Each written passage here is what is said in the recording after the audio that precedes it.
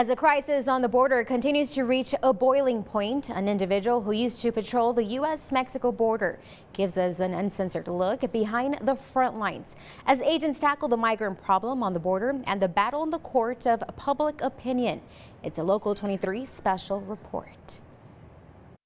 We've released over nearly 400,000 families and children into the United States just so far this year. Ronald Vitello served more than 3 decades protecting our nation's borders.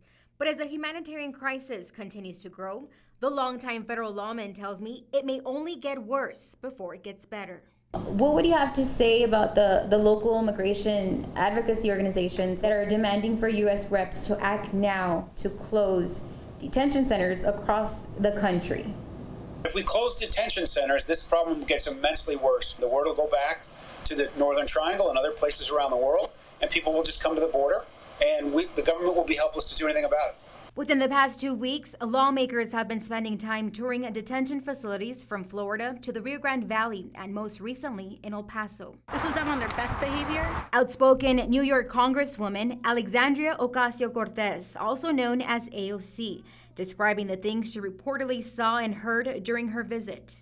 And they put them in a room with no running water, and these women were being told by CBP officers to drink out of the toilet. They were drinking water out of the toilet, and that was them knowing a congressional visit was coming. This is CBP on their best behavior, telling people to drink out of the toilet. The commode is actually attached to a drinking fountain.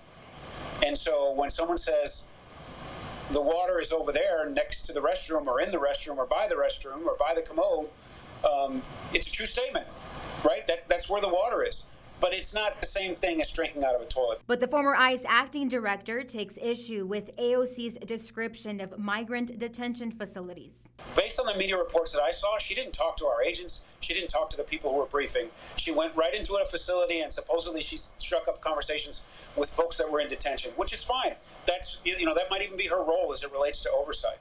But she's obviously misinformed.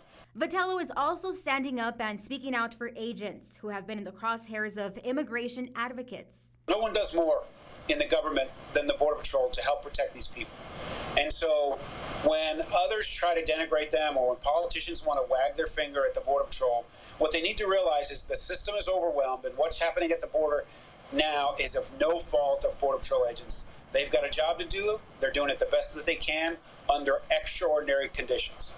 And until the wave of migrants subsides, Border Patrol agents will remain overwhelmed unless a change in the law would be the most definitive way. Help from Mexico will also help. And then this migrant protection program, if they could scale that up and so that people can wait in Mexico for their asylum claim, that will also reduce traffic because essentially people are being encouraged because they're let go in the States. If they have to wait in Mexico, that sort of changes the calculus and people are going to make a different decision.